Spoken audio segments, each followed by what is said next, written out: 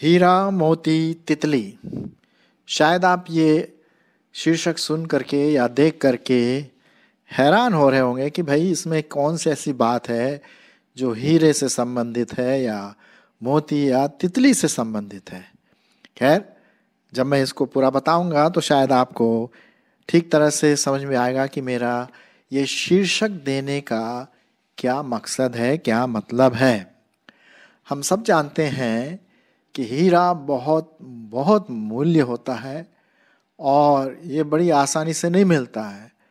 इसको बनने में कभी कभी 100 साल, 500 साल, 1000 साल भी लग जाते हैं। और उसी प्रकार से मोती बनने में भी टाइम लगता है। ये मोती बनने के लिए कई प्रकार की कठिनाइयों से इसे गुजरना पड़ता है, तब जा कर के हमारे पास सुंदर मोती आते हैं। और भाई तितली की बात तो सुन लीजिए, कौन सा ऐसा जवान होगा या व्यक्ति होगा जिसने तितली पकड़ने की कोशिश न की हो। हम में से हर एक ने, जब हम छोटे थे तो तितली को पकड़ते इधर उधर जाते थे, क्योंकि तितली का जो कलर होता है, सुंदरता होती है, और जैसे ही वो हवा में उड़ती तो बहुत सुंदर लगता है। लेकिन क्या आपको पता है कि ये जो हीरा मोती और तितली ऐसे ही नहीं आ गए। इसके पीछे एक प्रक्रिया है और उस प्रक्रिया को हमें समझना है। अब जैसे कि आप इस चित्र में देख रहे हैं, आपके मोबाइल में या इसमें आया होगा लैपटॉप में, जिसमें भी आप देख रहे हैं, आप देख रहे हैं कि जो हीरे का संबंध है वो कोयले से है। ये काला जो आकार आपको दिख रहा है, एक्चुअली में ये कोयला है। और आपको पता है कि कोयले से ही हीरे बनते हैं, लेकिन ऐसे नहीं बन जाते हैं 1 महीने में या 2 महीने में। इसके पीछे जो 3 चीज़ें आपके सामने मैं रख रहा हूँ, हीरा मोती और तितली, इसके पीछे 2 मेन कारण पाए जाते हैं जिससे कि ये इस अवस्था में आता है। जैसे कि कोयले से हीरा, रेत से मोती, और इस कीड़े से या ककून से सुंदर तितली आती है। अब कोयला और रेत जो है वो कई प्रकार के अवस्थाओं से गुजरते हैं मोती बनने के लिए या हीरा बनने के लिए। कभी कभी हीरा बनने के लिए 1000 साल भी लग जाते हैं। आपको शायद पता होगा कि कोहिनूर का हीरा बहुत मूल्यवान है और बहुत प्रसिद्ध हीरा है ना। अब ठीक उसी प्रकार से जो ककून या कीड़ा है, उसी से तितली ऐसे नहीं आती है, उसको भी एक प्रक्रिया से गुजरना पड़ता है। जैसे मैंने कहा कि इसमें 2 चीज बहुत इंपॉर्टेंट है। पहले, इसको बहुत प्रेशर से जाना पड़ता है, जिसे हम कहते हैं दबाव। कई प्रकार के दबाव, मुसीबत और प्रेशर्स से इसको जाना पड़ता है। जैसे कोयला है, कोयला पहाड़ के नीचे या ऐसी जगहों पे जहाँ कोयला मिलता है, बहुत प्रेशर, हीट और तरह तरह की जो फैक्टर्स हैं, उससे जा कर के हजारों साल में या 500 साल में आप हीरा पाते हैं। और हीरे का मूल्य तो फिर तो करोड़ों में होता है। और इसके लिए टाइम लगता है। जी हाँ, इसके लिए टाइम लगता है। ठीक उसी प्रकार से जब हम रेत को देखते हैं, रेत से मोती तैयार होता है। एक्चुअली मोती जब तैयार होता है तो इसके अंदर, शेल के अंदर एक प्रकार का कीड़ा पाया जाता है। और वो जब ये शेल रेत में होता है तो रेत की जो घर्षण से है या उसके इरिटेशन से या उसके रगड़े जाने से जो पदार्थ निकलता है, उसी से मोती बनती है। आप ज़रूर गूगल में जा कर के इसका बनावट का ज़रूर स्टडी करिए, बहुत इंटरेस्टिंग स्टडी है। तो कहने का मतलब, बहुत समय के बाद जब ये कठिनाइयों से गुजरता है, दबाव से गुजरता है और टाइम्स इसमें लगता है, तब जा कर के इस शेल में आपको एक बहुत सुंदर बहुमूल्य मोती मिलती है। अब लीजिए ना इस कीड़े को, अगर आप इस कीड़े को पकड़ने की कोशिश करेंगे तो अच्छा नहीं लगेगा। अरे यार, कीड़ा हाथ में अजीब सा लगता है कि नहीं। अगर वो कीड़ा हमारे हाथ में आ जाए तो हम एकदम तुरंत से उसको फेंक देंगे, पता नहीं किस प्रकार का कीड़ा है। लेकिन क्या आपको पता है कि इसी ककून से, इसी कीड़े से तितली का विकास होता है, और ये भी कई प्रकार की प्रक्रिया से गुजरता है जिसमें टाइम लगता है। तो प्रक्रिया है और टाइम है, दबाव है और टाइम है। और जब इन टाइम और दबाव से आगे चलते हैं तब समय पर एक बहुत सुंदर तितली आपको मिलेगी। रंग बिरंगी तितलियाँ, आपने देखा हो कई प्रकार की तितलियाँ हैं, छोटी तितलियाँ, बड़ी तितलियाँ, और बच्चे और हम सब इसको देख करके खूब खुश होते हैं। हमारी सृष्टि की एक बहुत अद्भुत रचना है। जब इधर उधर पौधों में, पेड़ों में जब इधर उधर जाती है तो बहुत सुंदर लगता है। क्या ये ऐसे ही आ गए? नहीं, ये ऐसे नहीं आ गए। इन सभी तीनों को कई प्रकार के दबाव से, कई प्रकार की प्रक्रियाओं से, कई प्रकार के हीट से, कई प्रकार की बदलाहट से गुजरना पड़ता है। तब जाकर के एक समय आता है हमें हीरा, मोती, तितली मिलती है। और भी ऐसी कई चीज़ें, लेकिन आज मैं इन्हीं 3 चीज़ों को लेकर के आपके सामने ये बताना मांगता हूँ कि जीवन में हम ऐसे ही नहीं कोई चीज़ बन जाते हैं, उसके लिए आपको बहुत कठिन परिश्रम करना पड़ता है। अब अभी अभी लीजिए, ओलंपिक का गेम ख़त्म हुआ, जितने बड़े एथलीट्स गए थे टोक्यो में, जापान में, तो वो ऐसे नहीं चले गए, उनको मेहनत करनी पड़ी। 4 साल लगातार कड़ी मेहनत करनी पड़ी, तब जाके आपको गोल्ड मेडल मिलता है, या सिल्वर मिलता है, या ब्रॉन्ज का मेडल मिलता है। और कुछ लोग पहुंचते पहुंचते रह जाते हैं, शायद वो अगले ओलंपिक का इंतज़ार करेंगे। तो कहने का मतलब है मेरे प्रियो कि हमारे जीवन में जैसे कि हीरा बनने में टाइम लगता है और कई प्रकार की प्रक्रियाओं से गुजरता है, मोती भी वैसे ही हाल है, तितली का भी वैसे ही हाल है, तो हमारे मसीही जीवन में भी ऐसी ही बात होती है कि हम एक दिन में एकदम से आत्मिक नहीं बनते हैं। अब मेरे सामने एक पेड़ खड़ा हुआ है आम का, और जब मैंने उसको बोया तो करीब 15 साल हो गए उसको बोए हुए, अब जा कर के वो अच्छे आम दे रहा है। अब अगर हम इस पेड़ से पूछे, भाई तू ऐसे ही उगाया? नहीं। अगर उसकी ज़बान होती, अगर जीभ होती तो कहता, भाई मैं तो कितने ठंड से गुजरा हूँ, कितने आंधी तूफान से गुजरा हूँ, कितने धूप से गुजरा हूँ, कितने पानी की बौछारों से गुजरा हूँ, हवाओं से गुजरा हूँ, तब जा कर के आज मैं ये पेड़ बना और आपके लिए फल ला रहा हूँ। हमारे मसीही जीवन में कुछ इसी प्रकार से बात पाई जाती है। और वो बात क्या पाई जाती है, इसी को हम अगर आत्मिक रूप में लें तो मैं आपको कुछ बताना मांगता हूं कि प्रभु परमेश्वर ने हमें उद्धार तो दे दिया, हमारे पाप तो क्षमा हो गए, लेकिन जैसे मैंने कहा कि हम एक दिन में बिल्कुल परिपक्व नहीं होते हैं, हम एक दिन में बिल्कुल पवित्र नहीं बन जाते हैं।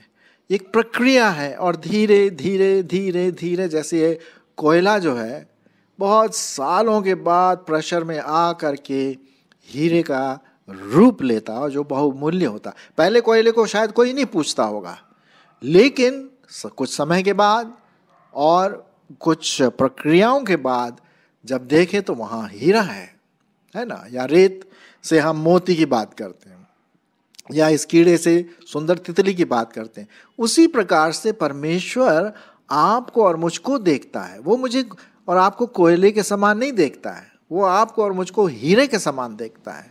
वो आपको और मुझको रेत के समान नहीं देखता है। रेत में से जो चीज़ निकलती है, मोती, वो आपको और मुझको देखता है परमेश्वर। वो कीड़े को नहीं, तितली को देखता है जो फाइनल प्रोडक्ट है। तो मेरे प्रियो, हम बाइबल में कई चीज़ों को पढ़ते हैं कि एक विशेष करके जो पद मैं आपके सामने पढ़ना मांगता हूँ, बहुत अच्छा पद है और आप इसको ज़रा ध्यान से सुनिए। फिलिपियों उसका 1 अध्याय और 6 पद। फिलिपियों उसका 1 अध्याय और 6 पद क्या लिखा है? मुझे इस बात का भरोसा है कि जिसने तुम में अच्छा काम आरंभ किया है वही उसे यीशु मसीह के दिन तक पूरा करेगा, पूरा करेगा। अभी हम पूरे नहीं बने हैं, हम बढ़ रहे हैं, धीरे धीरे बढ़ रहे हैं। जैसे कि कोयले से हीरा बनता जाता है, रेत से मोती बनती जाती है, और इस ककून या कीड़े से तितली का विकास होता है। तो परमेश्वर हमें और आपको उसी प्रकार से बनाता है, और इसके लिए भाई कुछ प्रक्रियाओं से हमें गुजरना पड़ता है, और वो प्रक्रिया जो है वो इतनी आसान नहीं है। जी हाँ, उसमें हमें कई प्रकार के दबाव से गुजरना पड़े, दुख से गुजरना पड़े। शायद वो मानसिक दबाव हो, शारीरिक दबाव हो, आत्मिक दबाव हो, या सामाजिक दबाव हो, और इसमें टाइम लगता है। जी हाँ, तो इसी से संबंधित मैं कुछ पदों को आपके सामने रखूंगा ताकि आपको मैं इनकरेज करूं, उत्साहित करूं कि आप गिव अप न करें, एकदम छोड़ न दें, लेकिन ये सोचे कि मुझे परमेश्वर हीरे के रूप में देखना मांगता है, मुझे परमेश्वर मोती के रूप में देखना मांगता है, जो सब लोग चाहते हैं, बहुमूल्य। मुझे परमेश्वर तितली के समान जो सुंदरता है, जिसको मैं अट्रैक्ट करता हूं लोगों को, परमेश्वर ऐसा देखना मांगता है। लेकिन वहां तक पहुंचने के लिए इन प्रक्रियाओं से गुजरना, और वो क्या है? दुख, मुसीबत, सताव, कठिन टाइम हो सकता है। आइए कुछ पदों को मैं आपके लिए पढ़ूंगा। पहला पद हम पढ़ते हैं, पहला पत्रस 4:12। पहला पत्रस उसका 4 अध्याय और 12 पद, क्या लिखा हुआ है? हे प्रियो, जो दुख रूपी अग्नि तुम्हारे परखने के लिए तुम में भड़की है, इससे यह समझकर अचंभा ना करो कि कोई अनोखी बात तुम पर बीत रही है, पर जैसे जैसे मसीह के दुखों में सहभागी होते हो, आनंद करो, जिससे उसकी महिमा के प्रकट होते समय भी तुम आनंदित और मगन हो। अब इस दुनिया में जब हम रहते हैं, संसार में जब रहते हैं, तो जरूर है मसीही जीवन में आक्रमण होते हैं, मसीही जीवन में दबाव आते हैं, प्रेशर आता है। ओके, जैसे कि इन प्रोडक्ट का जो मैंने आपके सामने वर्णन किया, हीरा, मोती और तितली का, उसको पाने के लिए वो जो प्रोसेस होता है, हम भी उसी प्रोसेस से जाते हैं। दुख, मुसीबत, सताव, तरह तरह की बातें हमारे जीवनों में आ सकती है। पहला पत्रस उसका 1 अध्याय और 7 पद, क्या लिखा हुआ है? ये जो हमारे जीवन में दुख मुसीबत आते हैं, वो हमारे लिए है। 7 से पहले 6 को मैं पढ़ता हूं। पहला पत्रस 1, 6 और 7। इस कारण तुम मगन होते हो, यद्यपि अवश्य है कि अब कुछ दिन तक नाना प्रकार की परीक्षाओं के कारण दुख में हो, और यह इसलिए हुआ है कि तुम्हारा परखा हुआ विश्वास, जो आग से ताए हुए नाशवान सोने से भी कहीं अधिक बहुमूल्य है, यीशु मसीह के प्रकट होने पर प्रशंसा, महिमा और आदर का क्या बने? कारण बने। ठीक है, तो हमें इन प्रक्रियाओं से गुजरना, एक मसीही विश्वासी को इन प्रक्रियाओं से गुजरना है जब हम इस दुनिया में रहते हैं। ठीक है, हमें कभी कभी अच्छा नहीं लगता है। अगर एक दिन कोयला बोले, नहीं भैया मैं इन प्रेशर में नहीं पड़ना मांगता, क्या वो हीरा बनेगा? या फिर रेत कहे, भैया मैं यहां नहीं रहता, कहाँ मुसीबत में, क्या वो मोती आता? या ये कीड़ा बोला, भैया इसी में मर जाओ, कहाँ कब तक तितली आएगी? नहीं, वो धीरे धीरे बढ़ता है और तितली उसमें से निकलती है। ठीक उसी प्रकार से परमेश्वर हमारे जीवन में ऐसी बातें लाता है, प्रक्रिया लाता है, टाइम लगता है, प्रेशर होता है, हर प्रकार का कारण, ताकि हम उसके इमेजिनेशन में, उसकी जो कल्पना हमारे लिए है, वैसा हम बन सके। एक जगह पे लिखा हुआ है पुराने नियम में, मैंने तुम्हारे लिए बहुत अच्छी कल्पनाएं की हैं, और वे कल्पनाएं बुरी नहीं बल्कि तुम्हारे लाभ के लिए है। जी हाँ, तो ये बात यहाँ पर हम देखते हैं। मैं आपके सामने और कुछ पदों को और पढ़ूंगा ताकि आप इन बाइबल के शब्दों को सुन करके और स्थिर हो जाएं, पक्के बन जाएं अपने मसीही जीवन में। पहला कुरिन्थियों उसका 10 अध्याय 13 पद, पहला कुरिन्थियों उसका 10 अध्याय और 13 पद क्या लिखा हुआ? तुम ऐसे किसी परीक्षा में नहीं पड़े जो मनुष्य के सहने के बाहर है, और परमेश्वर विश्वास योग्य है, वह तुम्हें सामर्थ्य से बाहर परीक्षा में पड़ने न देगा, वरन परीक्षा के साथ निकास भी करेगा कि तुम सह सको। सह सको। कोयला सह लेता है प्रेशर को, रेत सह लेता है दबाव को, ये कीड़ा या ककून सह लेता है टाइम को और मुश्किलों में जो गुजरता है। हाँ, हम विश्वासियों को सहना है। जब परीक्षाएं भी आती है तो हमें स्थिर बने रहना है। पहला थेसलोनियों उसका 3 अध्याय 2 से 4 पद मैं आपके लिए पढ़ूंगा। पहला थेसलोनियों उसका 3 अध्याय और उसका 2 से 4। और हमने तीमुथियुस को, जो मसीह के सुसमाचार में हमारा भाई और परमेश्वर का सेवक है, इसलिए भेजा है कि वह तुम्हें स्थिर करे। क्या करे? स्थिर करे, और तुम्हारे विश्वास के विषय में तुम्हें समझाए कि कोई इन क्लेशों के कारण डगमगा न जाए। अगर हम डगमगा गए तो भाई हम क्या परमेश्वर की कल्पना में जो बात उसने अपने माइंड में रखा, क्या हम ऐसा बनेंगे? नहीं, हम डगमगाएंगे नहीं। अब देखिए, मैं भी एक समय की बात थी कि मैं गिटार सीखना मांग रहा था। अब गिटार तो एक दिन में आएगा नहीं। जो गिटार बजाते हैं तो वो जानते हैं अच्छी तरह से। मुझ में इच्छा थी कि मैं सीखूं।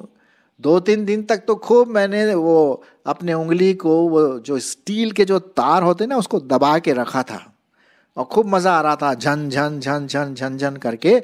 और सोचा यार मैं तो गिटार बजाऊंगा, फिर लोग मेरे से बड़ा इम्प्रेस हो जाएंगे, ऐसा मैंने सोचा। चौथे दिन के बाद साहब मेरी उंगलियों में से मतलब खून निकलने लगा। क्यों? क्योंकि मेरी उंगली उस तारों में कट रही थी बार बार दबा करके। और जब भी मैं तार को दबाऊं, जो गिटार के जो स्ट्रिंग्स होते हैं, अरे बाप रे, बहुत पेन होता था। अब अगर मैंने वहां छोड़ दिया, डगमगा गया, तो मैं गिटार नहीं सीख सकता था, नहीं सीख सकता था। लेकिन मैंने बोला नहीं, मुझे सीखना है, मुझे बजाना है। और मैं अपने पेन को, अपने दर्द को सहते हुए बहुत दिन तक प्रैक्टिस करता रहा। मेरे उंगलियों में छाले बन गए, मोटे मोटे, दर्द छूने पर भी दर्द होला। लेकिन मैंने सीख लिया। 1-1.5 महीने के बाद थोड़ा सा मुझे आइडिया हुआ। अब मेरी उंगलियां क्या है, पक्की हो गई हैं। अब मैं आराम से गिटार बजा सकता हूँ। उतनी अच्छी तरह से तो नहीं बजा पाता, लेकिन बजा लेता हूँ ताकि कोई ट्यून निकाल सके। ठीक उसी प्रकार से जब हम विश्वासी किसी क्लेश से गुजरते हैं, दुख से गुजरते हैं, दबाव से गुजरते हैं, चाहे वो शारीरिक हो, आत्मिक हो, मानसिक हो, तो हमें डगमगा नहीं है, सीधा हमें स्थिर रहना है। स्थिर रहने की बहुत ज़रूरत है, तभी हम हीरा बन पाएंगे परमेश्वर की दृष्टि में, तभी हम वो मोती बन जाएंगे परमेश्वर की दृष्टि में, तभी हम वो उड़ने वाली सुंदर तितली बन जाएंगी जिसको देख करके लोग खुश होते हैं। कि कोई इन क्लेशों के कारण डगमगा ना जाए, क्योंकि तुम आप जानते हो कि हम इन्हीं के लिए ठहराए गए हैं। क्योंकि पहले भी जब हम तुम्हारे यहाँ थे तो तुमसे कहा करते थे कि हमें क्लेश उठाने पड़ेंगे, और ऐसा ही हुआ, और तुम जानते भी हो। तो हम देखते हैं मेरे प्रियो, ये जो प्रक्रिया है हमारे विश्वास को मजबूत करती है। हाँ, हमारे विश्वास को पक्का करती है, स्थिर करती है, ताकि हम स्लिप ना हो, डगमगाए नहीं, है ना। चलिए और आगे को जरा देख लेते हैं पदों को। रोमियो उसका 5 अध्याय और उसका 3 पद। 5 अध्याय 3 पद क्या लिखा हुआ? केवल यही नहीं, वरन हम क्लेशों में भी घमंड करें। लो साहब, यहाँ पौलुस क्या लिख रहा है? जब दुख, मुसीबत, दबाव हमारे जीवनों में आते हैं तो हमें दुख मुसीबत में भी घमंड करना है, ये जानकर कि क्लेश से धीरज, 4 पद, और धीरज से खरा निकलना, और खरे निकलने से आशा उत्पन्न होती है, और आशा से लज्जा नहीं होती, क्योंकि पवित्र आत्मा जो हमें दिया गया है उसके द्वारा परमेश्वर का प्रेम हमारे मन में डाला गया है। यह है आउटकम। ये परमेश्वर आपसे और मुझसे चाहता है, लेकिन हमें धीरज धरना, हमें सहना है उस प्रेशर को, चाहे वो कितना लंबा हो। अरे यार, ये तो बहुत देर लग रहा है, मेरे को गिटार सीखने में एक दिन में नहीं सीखा, 1.5-2 महीने बेसिक चीजें सीखी। गिटार तो जिंदगी भर सीखते हैं हम, है ना, लेकिन जो बेसिक आइडिया है वो आपको पता पड़ जाता है। ठीक उसी प्रकार से मसीह जीवन में यदि हम प्रभु के कोई काम आएंगे तो हमें थोड़ा सा पक्का होने की जरूरत है। भाई, आपको पता है हीरा जो है सबसे कठिन से कड़े चीजों को काट देता है। उदाहरण के लिए, हीरे का काम कांच को काटने के लिए होता है। कांच को और किसी चीज से नहीं काटा जाता है, सिर्फ हीरे की नोक से ही कट सकता है। जी हाँ, और कोई दूसरी चीज नहीं। सो परमेश्वर आपको और मुझको वो पॉइंट तक लाना मांगता है, लेकिन साहब दबाव से गुजरना है, मुसीबत से गुजरना, ताकि हम क्या बने, पक्के बन जाए। स्टील ऐसे नहीं बनती है, लोहे, कच्चे लोहे से, कई प्रकार की भट्टियों से, केमिकल से, रासायनिक चीजों से गुजर करके तब जाकर के वो स्टील बनता है। चलिए 1-2 पद को और हम देख लेते हैं।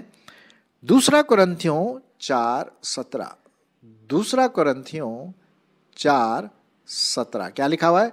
क्योंकि हमारा पल भर का हल्का सा क्लेश, है ना, क्योंकि हमारा पल भर का हल्का सा क्लेश हमारे लिए बहुत ही महत्वपूर्ण और अनंत महिमा उत्पन्न करता जाता है। जी हाँ, ये क्लेश, दुख, मुसीबत, दबाव, प्रेशर्स ऑफ लाइफ, ये थोड़े समय के लिए है भाई, जब तक हमारी जिंदगी है। लेकिन परमेश्वर हमें क्या करता है? सहायता करता है, अनुग्रह देता है कि हम उन चीजों में से गुजर जाए और वो हीरे के समान निकल आए, वो मोती के समान निकल आए, बहुमूल्य, परमेश्वर की दृष्टि में बहुमूल्य साबित हो सके। याकूब की पत्री 1:3, याकूब की पत्री और उसका 1 अध्याय और 3 पद में क्या लिखा है? यह जानकर कि तुम्हारे विश्वास के परखे जाने से क्या होगा? धीरज उत्पन्न होता है। और फिर वो धीरज को अपना काम पूरा करने दो कि तुम पूरे और सिद्ध हो जाओ और तुम्हें किसी भी बात की घटी ना रहे। एक प्रॉमिस है, एक प्रतिज्ञा है जो परमेश्वर के वचन में, उसको पढ़ करके फिर मैं खत्म कर दूंगा। यशायाह की किताब और उसका 35 अध्याय 10 पद, यशायाह उसका 35 अध्याय और 10 पद क्या लिखा हुआ है? ये आपके लिए और मेरे लिए, ये जब हम ऐसे चीजों से गुजरेंगे तब परमेश्वर हमें क्या देगा? रिवॉर्ड देगा, हमें इनाम देगा। जी हाँ, ये उसकी प्रतिज्ञा है। सुनिए, और यहोवा ने छुड़ाए हुए लोग लौटकर जय जयकार करते हुए सियोन में आएंगे और उनके सिर पर सदा का आनंद होगा। वे हर्ष और आनंद पाएंगे और शोक और लंबी सांस का लेना जाता रहेगा। दुख मुसीबत खत्म। अब हम स्वर्ग में परमेश्वर के लिए एक उत्तम हीरा, उत्तम मोती, उत्तम तितली सा बन सकते हैं। आइए हम परमेश्वर को वो मौका दें हमारे जीवन में, ताकि जो परमेश्वर हमारे लिए चाहता है, उसके दिमाग में, कल्पना में है, हम वो हीरा बन जाए, ताकि प्रभु की महिमा के लिए हम चमकते रहें। आमीन।